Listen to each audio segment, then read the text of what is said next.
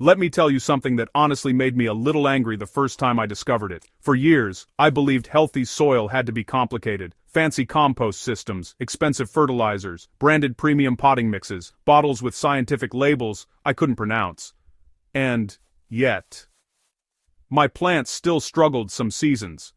Then one day, while talking with an old farmer down the road, the kind of guy who grows tomatoes the size of your fist without buying anything, he laughed at my store-bought soil bags and said, "Why are you paying for dirt when you can build better soil for $2? $2, not 20, not 200, 2. What he showed me completely changed how I grow food. And after testing it in my own garden beds, growth wasn't just better. It was explosive. Seedlings grew thicker stems, roots doubled, leaves darkened, harvests came earlier. It honestly felt like cheating. So why isn't everyone using this? And why don't big agricultural brands talk about it? Let's dig in. Welcome back to Soil Stories. Before we talk about the mix, we need to talk about the lie many of us were sold. Most commercial soil mixes are designed for one thing: repeat purchases. They're mostly peat or cocoa coir with a little fertilizer dust sprinkled in. They look fluffy and nice in the bag, but they're basically empty calories for plants. They lack real biology. No microbes, no minerals, no long-term fertility. So what happens? Plants grow fast for a few weeks, then stall. Then we're told to buy liquid feeds, boosters, bloom enhancers, root stimulators. It becomes a dependency cycle. But here's the thing nature already figured out. Healthy plants don't need constant feeding. They need living soil. The $2 soil mix farmers used before fertilizer companies took over. This banned mix isn't actually illegal, it's just ignored, buried, never marketed, because you can make it yourself from scraps and cheap materials. It's an old-school farmer's soil builder made of 3 simple ingredients: local soil, charcoal, biochar, and organic compost or manure. That's it. No branding, no chemicals, no shiny bag, just biology. And when combined properly, it creates something incredibly powerful, a self-feeding soil ecosystem. Let me explain what's happening underground, because this is where the magic lives. When you mix compost with soil alone, nutrients are released quickly and then wash away. But when you add charcoal, everything changes. Charcoal acts like a sponge. It holds water, it traps nutrients, and most importantly, it becomes a hotel for microbes. Millions of beneficial bacteria and fungi colonize those tiny pores inside the charcoal. Once that happens, nutrients stop leaching away. Instead, they're slowly released right at the root zone.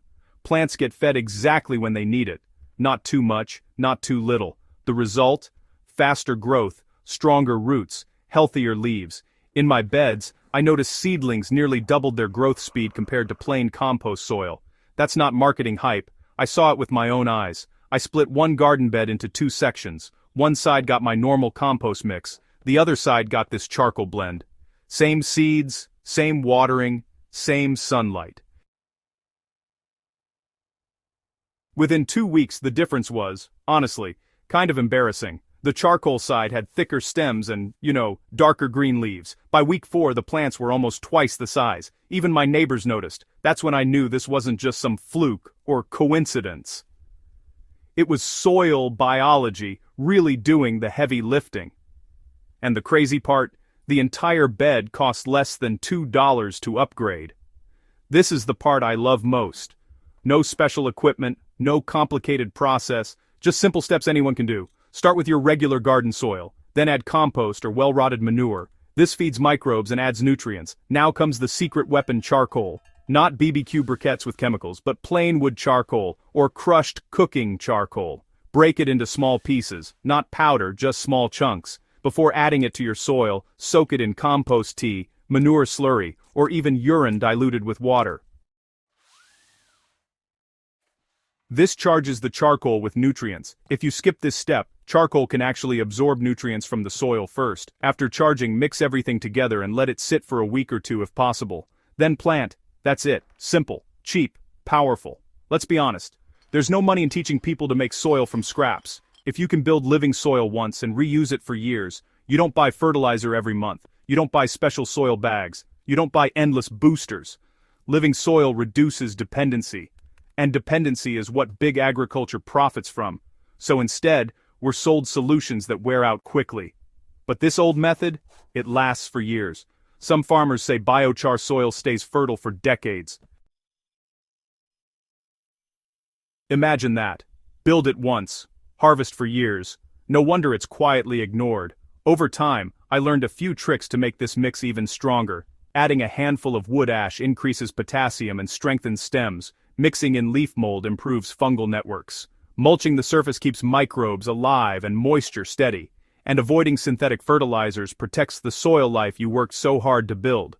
Once you treat soil like a living community instead of dirt, everything changes. You stop feeding plants, you feed the soil, and the soil feeds the plants. Why this matters for small gardeners like us.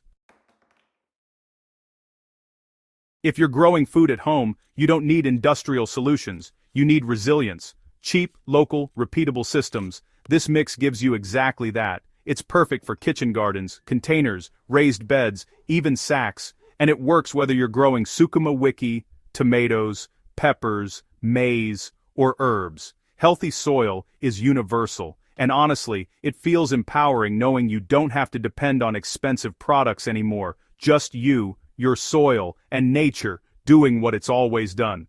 Final thoughts from my garden to yours. I started Soil Stories to share discoveries like this. Not flashy hacks, not gimmicks, but simple, timeless practices that actually work.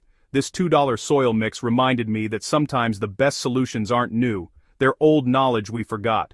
So if your plants feel stuck, if your soil feels tired, try this. Build living soil once. Watch what happens. I think you'll be just as shocked as I was. And if this helped you, subscribe to Soil Stories. Share this with another gardener, and let's keep bringing back the forgotten soil wisdom together, because healthy soil grows everything. See you in the next one.